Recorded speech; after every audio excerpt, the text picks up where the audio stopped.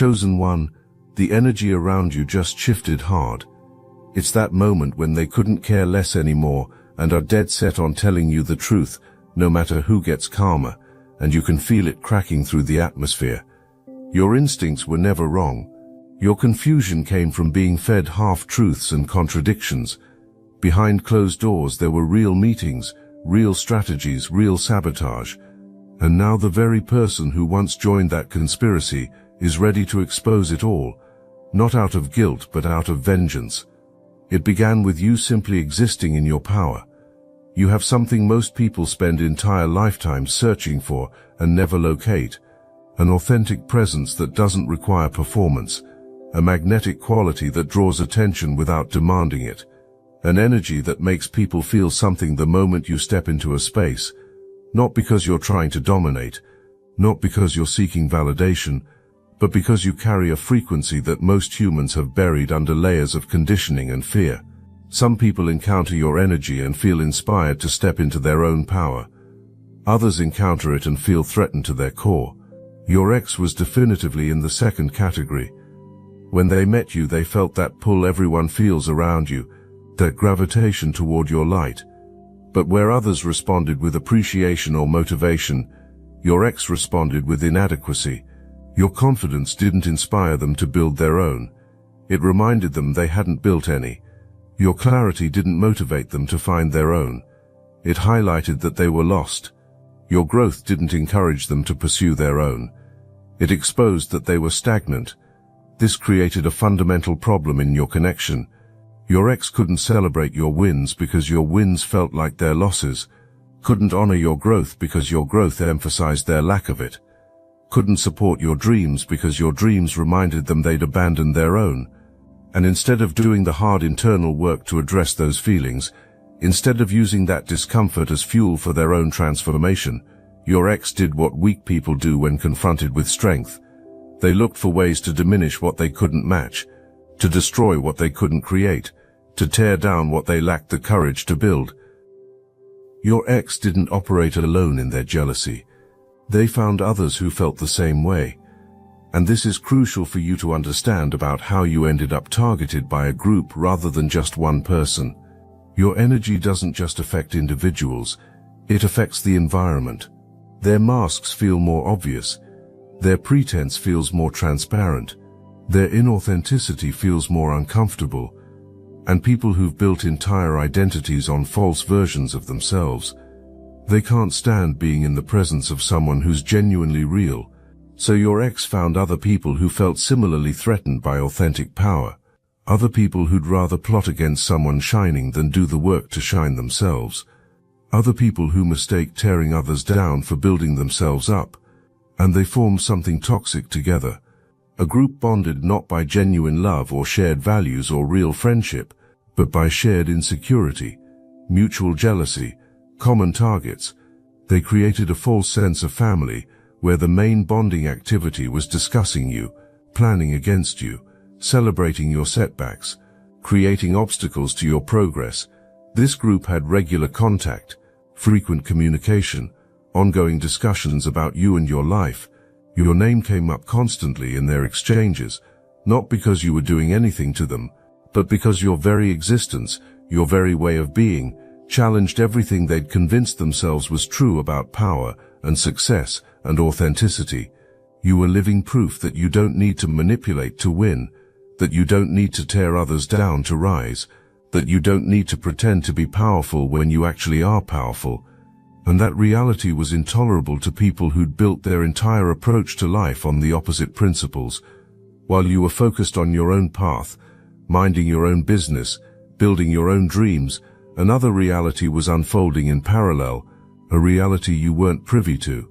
Conversations happening without your knowledge, decisions being made about your life without your input, plans being executed that directly affected your opportunities, your resources, your relationships, and your peace. This wasn't random interference. This wasn't coincidental bad luck. This was coordinated sabotage, with your ex serving as the inside source who made it all possible. Think back to all those moments when things mysteriously went wrong, when opportunities you were certain about suddenly evaporated, when doors you were walking through suddenly slammed shut, when people who seemed interested suddenly went cold, when projects with momentum suddenly lost steam, when resources you were counting on suddenly became unavailable. You couldn't trace the interference back to its source. You couldn't identify the pattern because you didn't know there was an organized effort behind it. But you felt something was off. You sensed invisible resistance. You perceived that something or someone was working against you from the shadows.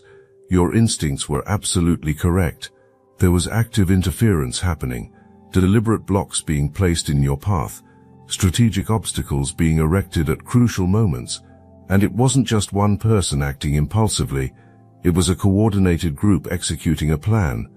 Your ex provided them with information about what mattered to you, what you were working on, what you cared about, what you were building toward, and they used that intelligence to target those exact areas. If you were developing a creative project, they found ways to undermine your confidence or spread doubt about your abilities.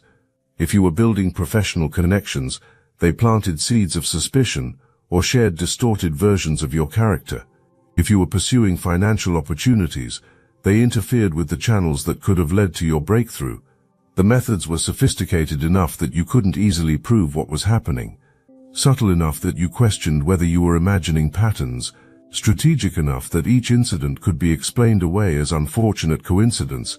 But when you step back and see the full picture, when you connect all the incidents across time, the pattern becomes undeniable. This was warfare, psychological warfare designed to keep you confused, frustrated, and doubting your own perception of reality. If this message awakens something within you, hype this video for other chosen ones who need to hear this. Your ex shared things with this group that you'd told them in confidence, private details about your life, vulnerable moments you'd opened up about, fears you'd expressed, dreams you'd shared, struggles you were working through. All of it got repeated to people who had no business knowing your story. Your intimacy got violated. Your trust got weaponized. Your vulnerability got turned into entertainment for a group of people who derived satisfaction from knowing things about you that you didn't know they knew. But watch what happens when people build connections on such rotten foundations. When the glue holding people together is shared cruelty rather than shared values. When the basis of bonding is mutual destruction rather than mutual growth.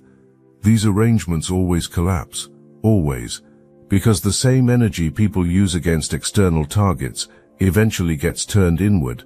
The manipulation becomes internal. The betrayal becomes reciprocal. The destruction becomes self-directed. And there's always someone in these groups who takes it further than anyone else. Someone who doesn't just participate in the darkness but orchestrates it. Someone who pulls strings not just on targets outside the group, but on members within it. In this group that formed around their shared feelings about you, there was one person operating at a different level, someone with a more distorted relationship with power, someone who derived satisfaction not from building anything real, but from controlling people, from pulling strings behind curtains, from manipulating outcomes while keeping their hands apparently clean. This person identified your ex's vulnerabilities with precision, knew exactly which insecurities to activate, which fears to amplify, which jealousies to feed, and they used that knowledge to transform your ex into a weapon aimed directly at your life. This puppet master understood human psychology in a twisted way, knew how to make people feel special while using them, knew how to create false intimacy while maintaining emotional distance, knew how to inspire loyalty while planning betrayal. The most dangerous kind of manipulator, because they're skilled at what they do. They studied your ex and identified the exact wounds that could be exploited. The fear of not being enough, the jealousy of your success, the insecurity about their own worth, and they pressed on those wounds consistently, methodically, until your ex was completely convinced that you were somehow the problem, that your light was somehow a threat, that your success was somehow their failure. But the puppet master wasn't just manipulating your ex, they were orchestrating the entire group dynamic, creating a culture where cruelty felt like camaraderie, where tearing you down felt like building themselves up, where celebrating your pain felt like achieving victory.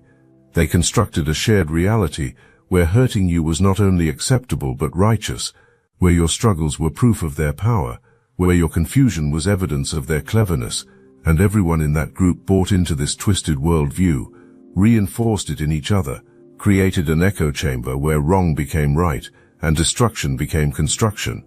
This architect of destruction has left damage in their wake before you.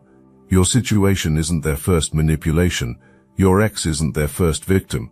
There's a pattern if you look back far enough. A trail of broken relationships and damaged lives. They move through social circles like a virus, identifying strong people and making it their mission to break them. Not because those strong people did anything to deserve it, but because strong people reflect back everything the manipulator isn't. Everything they're too empty to become. So they tear down what they can't build, destroy what they can't create, diminish what they can't match, and they convince others to participate in the destruction, so they're not doing it alone. For a while this puppet master seemed untouchable. Their manipulation was too clever to detect. Their control was too complete to challenge. Their position in the group was too secure to threaten. Your ex believed they were part of something solid, that this person had their back, that the group was real family. But that was the illusion that eventually shattered, because manipulators don't have genuine loyalty, they have utility. And when someone stops being useful, when they become more liability than asset, when keeping them around becomes inconvenient, everything changes. The warmth turns arctic, the welcome turns to rejection, the inclusion turns to exile. This is exactly what happened to your ex. There came a moment when the puppet master decided they were done with them. Maybe your ex knew too much. Maybe they were becoming unpredictable. Maybe they simply weren't needed anymore. Whatever the reason, the decision was made to remove them from the equation, and it wasn't done gently. It was done with the same ruthless efficiency that had been used against you. Your ex got set up, got blamed for things that weren't entirely their fault, got pushed out of the group they'd violated their own integrity to belong to, and suddenly found themselves on the outside looking in at people who acted like they'd never mattered at all. There was a specific moment when everything shattered for your ex, when the scales fell from their eyes and they saw clearly for the first time. Maybe they discovered they'd been set up to take blame for group actions. Maybe they overheard conversations revealing how disposable they'd always been. Maybe they found evidence that the puppet master had been mocking them behind their back the entire time. Whatever the trigger, it cracked something fundamental. The illusion broke, the manipulation became visible, and your ex had to confront the ugliest truth about themselves and their choices.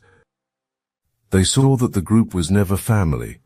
It was a cult with the puppet master as the leader demanding absolute loyalty while giving none. They saw that the friendship was never real. It was transactional, based entirely on what you could provide and how well you obeyed. They saw that the conspiracy against you was never justified. It was cruelty disguised as strategy, jealousy pretending to be justice, weakness masquerading as strength, and they saw their own participation in all of it. Their own choices to betray, their own decisions to harm, not necessarily with remorse, but with clarity about being used. This realization ignited something volatile. Your ex started keeping records, started documenting everything, started gathering evidence against the very people they'd helped gather evidence against you. They became meticulous in ways they'd never been before, patient in ways that revealed how deep the anger ran, strategic in ways that showed this wasn't impulsive reaction, but calculated revenge. They understood they'd get one opportunity to expose everything, one chance to bring down the entire operation. So they collected proof like someone building an airtight case, screenshots of conversations, recordings of admissions, financial records showing theft, witness testimonies from others who'd been burned, everything needed to prove the conspiracy was real. But your ex also realized something else during this process. They couldn't execute this revenge alone. They needed you, not just to receive the information but to act on it, because you have something they've lost: credibility, standing, the moral position of being the victim rather than the perpetrator. Your ex knows that if they come forward alone, they look like a disgruntled former member with an axe to grind. But if they come to you with evidence, if you take that evidence public or legal, suddenly it carries different weight. Suddenly it's a victim exposing their abusers rather than an accomplice settling scores. Suddenly it has power. So your ex has been planning their approach, rehearsing the words, anticipating your questions, preparing for your justified anger. They know this won't be comfortable. Know you have every right to refuse contact. Know they burned a bridge. They have no right to expect you to rebuild. But they're counting on something. They're betting that your desire for truth outweighs your distaste for them. That your need for answers overcomes your need for distance. That your curiosity about what really happened will compel you to listen despite every instinct screaming to walk away. And there's something else your ex isn't being entirely honest about yet. They need more than just your attention.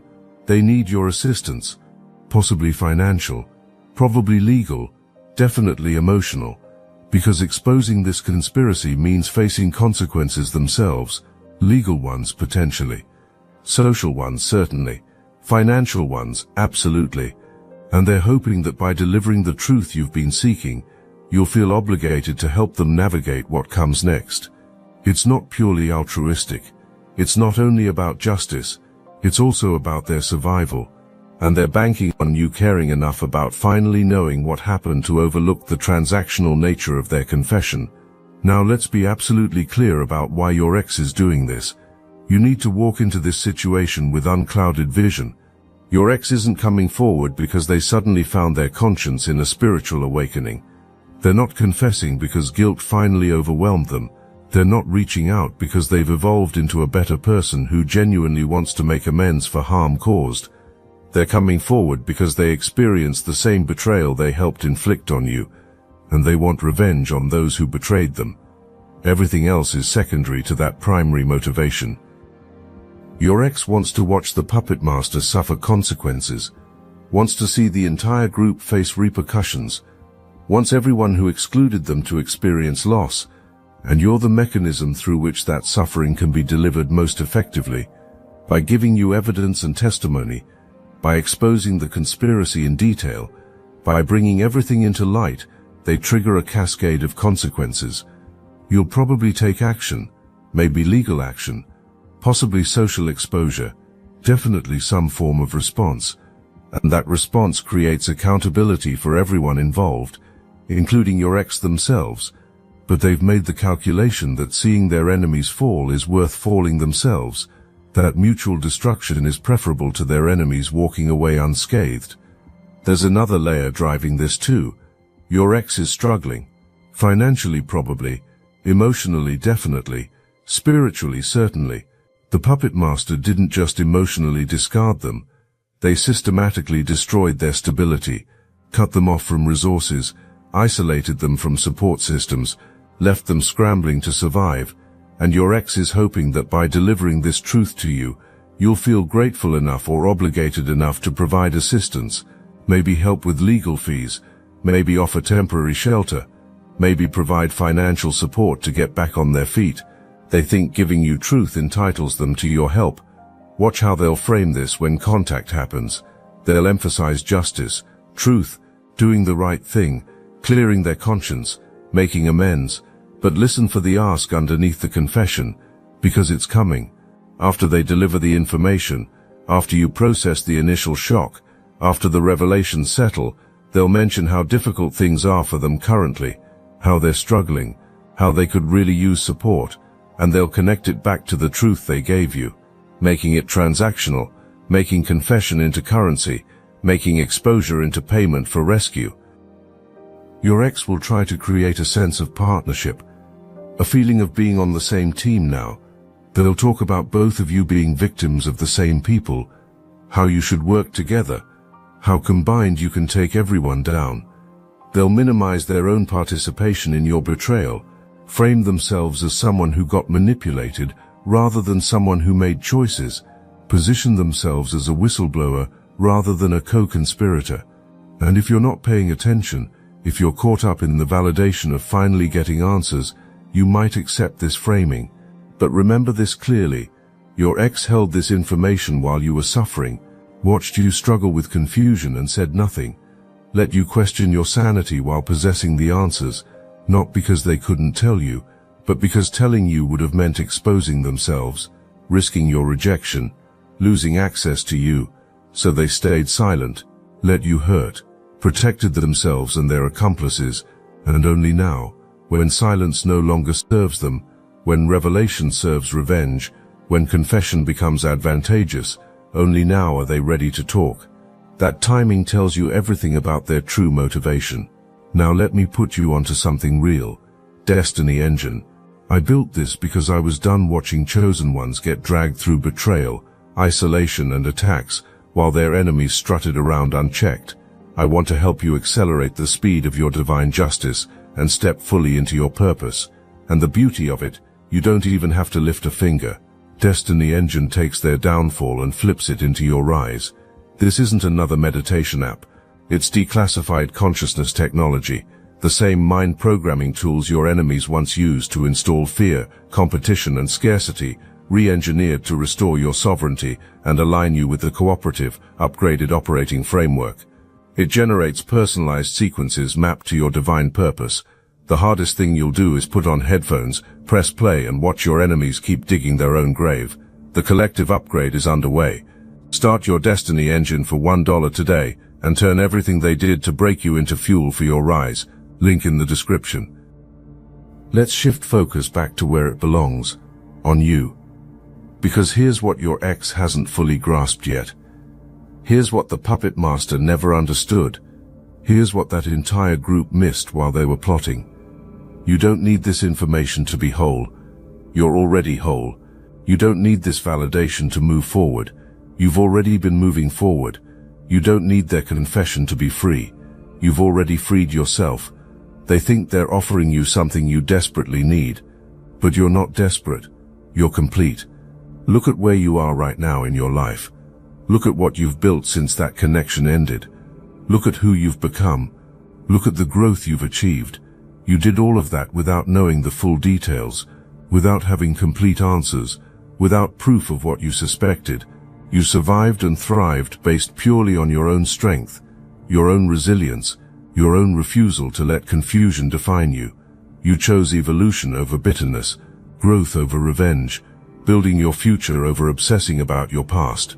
And that choice elevated you beyond their reach, because while they were scheming and plotting and celebrating your struggles, what were you doing? Becoming someone they can no longer touch. You elevated beyond their frequency. You grew past their comprehension. You evolved beyond their capacity to harm you. The distance between who you are now and who they are has become unmeasurable.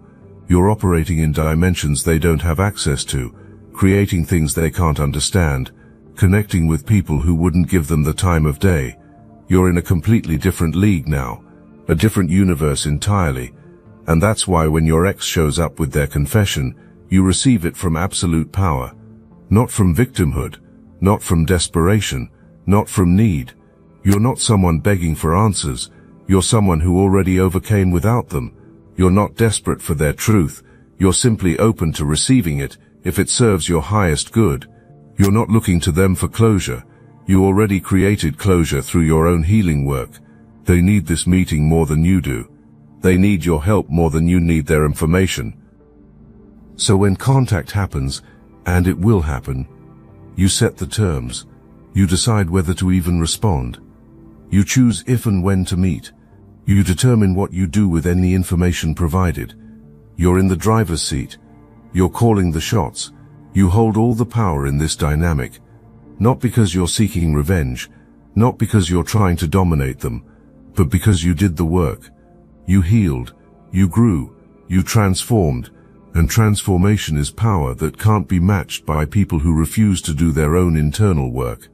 Your energy, that presence that intimidated them so profoundly, is even more potent now, even more undeniable, even more magnetic, because you've been refined by fire, tested by betrayal, proven by survival, strengthened by struggle. You're not the same person they conspired against. You're the upgraded version, the evolution they didn't predict, the plot twist they didn't see coming. And when they're in your presence now, when they see you face to face, They're going to feel that power radiating from you, and it's going to remind them of everything they tried to destroy and failed to even dent. When your ex reaches out, when they request to meet, when they promise to reveal everything, you face several decisions, and these decisions matter not because they determine your worth, but because they reveal who you've become through this journey. They show how much you've grown, how clear you've become, how strong you are now. First question, do you even engage? Do you give them the opportunity to confess? Or do you decide you've moved so far beyond that chapter that revisiting it serves no beneficial purpose? There's no objectively right answer here, only what feels aligned with your truth. Some of you need that closure, that final piece completing the puzzle, that validation confirming your instincts, and for you, hearing what they have to say, receiving the information they're offering, that's going to be important for your continued healing. It ties up loose ends, answers lingering questions, puts periods where question marks have been hanging for too long. But some of you have already done that internal work, already made peace with not knowing every detail, already released the need for external validation of your intuition, already accepted that some questions might remain unanswered, and decided that's acceptable. And for you, reopening this chapter might actually be regression rather than progression. It might disturb the peace you worked hard to achieve. It might resurrect pain you've already processed and released. And if that's where you are, it's completely valid to decline engagement, to leave the past undisturbed, to decide that whatever they have to say isn't necessary for your forward movement. If you do choose to hear them out, establish boundaries that protect your energy and peace. Meet in a neutral public location, set a firm time limit, bring someone you trust if that feels appropriate.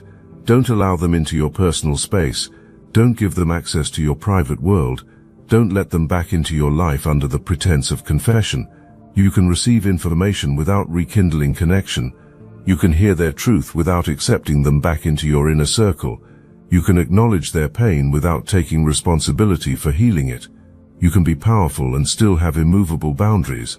When you receive this information, whether through direct conversation or some other means, something fundamental shifts inside you.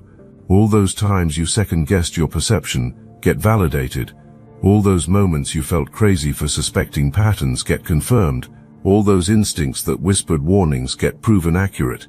You realize that your intuition was operating at a level higher than you gave it credit for. Your perception was clearer than you believed. Your gut was correct all along. And that restoration of trust in your own inner knowing is perhaps the greatest gift hidden in this painful revelation. You've been carrying unnecessary doubt about yourself, questioning whether you were too sensitive, too suspicious, too guarded, too quick to judge, and all that self-doubt was planted deliberately by their gaslighting, by their manipulation, by their insistence that you were imagining things, that you were paranoid, that you were the problem. But you weren't any of those things.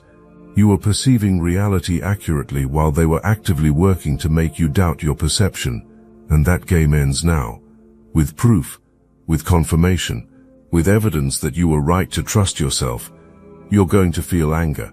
That's natural, that's healthy, that's appropriate.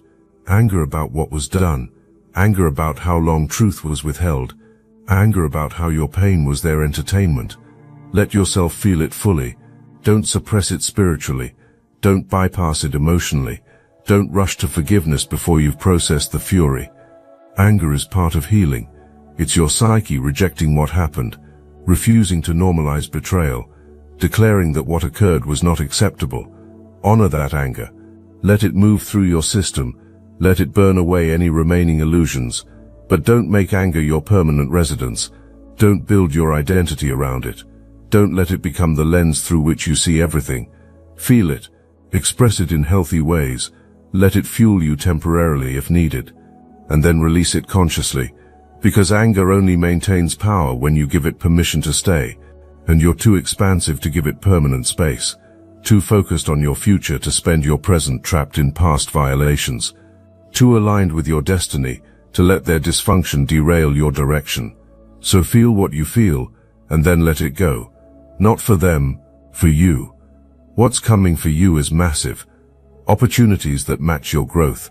connections that match your frequency, success that match your effort, resources that match your vision. Everything you've been working toward is about to manifest in rapid succession, not because you finally got the truth about what happened, but because you're finally clear enough, healed enough, whole enough, strong enough to receive what's been waiting for you. The universe had to wait for you to be ready, and you're ready now, right now, this moment. Doors that were closed when interference was active are opening. Opportunities that vanished when sabotage was happening are returning multiplied. Relationships that soured when lies were spread are being replaced by authentic connections. Resources that were stolen are coming back to you with compound interest. Because that's how universal law works. What's meant for you will always find you. What people steal from you becomes a debt the universe collects on your behalf. You don't have to chase it. Don't have to fight for it. Don't have to force it. You just keep being who you are and let natural justice handle the rest. When your breakthrough manifests, and it's manifesting now, everyone who worked against you will see it. Your ex will witness you thriving while they're struggling. The puppet master will watch you succeeding while their control crumbles. The whole group will observe you ascending while they're experiencing natural consequences. And that's not you being vindictive or petty. That's just reality. That's what happens when you choose growth over gossip, when you choose building over betraying, when you choose evolution over revenge. The universe rewards authentic effort and addresses counterfeit schemes every single time, without exception. This confession, this exposure, this truth arriving at your door, it's not the climax of your story. It's the cleanup, the tying up of loose ends, the final confirmation of what you already knew, the period at the end of a sentence you finished writing long ago, because the real narrative here was never about them. It was always about you, about how you survived what was designed to destroy you, about how you thrived despite systematic sabotage, about how you became more through adversity instead of less. Your energy, that presence we discussed at the beginning, that intimidating, undeniable power, it's even stronger now, potent beyond anything they remember. You didn't just survive their conspiracy, you evolved because of it. You didn't just overcome their sabotage, you used it as fuel. You didn't just heal from their betrayal, you transformed through it. You're not who you were when this started. You're better, stronger, wiser, more discerning, more powerful, more authentically yourself than you've ever been. You're living proof that their entire worldview was fundamentally wrong. They believed destroying others would elevate themselves. You proved that building yourself elevates you. They believed stealing from others would enrich themselves. You proved that creating your own enriches you. They believed manipulating others would empower themselves. You proved that integrity empowers you. You're walking evidence that their whole approach to life was bankrupt, and they can't unsee it, can't deny it, can't explain it away. When your ex looks at you now, they see everything they could have been if different choices had been made. When the puppet master hears about your success, they confront the reality that manipulation has diminishing returns. When that whole group watches you thrive, they face the truth that darkness cannot sustain itself while light perpetually renews. You're not just surviving, you're thriving. You're not just getting by, you're excelling. You're not just healing, you're showing others the path to healing. And that trajectory, that transformation, that's the real victory here. Receive this confession if you choose. Take the information if it serves you. Use it for closure if you need it, or decline it all if you've transcended needing it. Whatever you decide, know this with absolute certainty. You're not receiving anything from weakness, from desperation, from need. You're receiving from power, from wholeness, from choice. Your ex is coming to you. You're not chasing them. They need you. You don't need them. They're offering information you already suspected. You're offering them nothing they've earned or deserve. And when this all settles, when truth is told and consequences are distributed and dust clears, you're going to keep rising, keep building, keep growing, keep shining, because that's who you are. That's what chosen ones do. You don't just survive fires, you come out refined. You don't just weather storms, you learn to dance in the rain. You don't just overcome betrayals, you transform them into testimonies. You don't just heal from wounds, you turn scars into strength. You don't just recover from setbacks, you use them as setups for comebacks. The truth is coming. Your ex has made their decision. The puppet master's time is running out. That whole group is about to face natural justice. And you're about to step into everything you were created for, everything you survived for, everything you're destined for. Right on time, right on purpose, right on point. The reckoning they feared is here, but it's not what they expected. It's not you seeking revenge. It's you embodying success. It's not you destroying them. It's you building yourself. It's not you consumed by their past betrayal. It's you transcending it completely and stepping into your future. And that chosen one is the ultimate victory, the truest power, the deepest justice. You didn't just survive what they orchestrated. You evolved beyond who they are. You didn't just overcome their conspiracy. You rendered it irrelevant to your trajectory. You didn't just heal from their betrayal. You transformed because of it into someone unstoppable. The circle is complete. The lesson is learned. The transformation is real. And you're just getting started on the next chapter. The best chapter. The chapter where everything you've been through finally makes sense because you see what it was preparing you for. This level, this frequency, this power, this destiny. This is your time.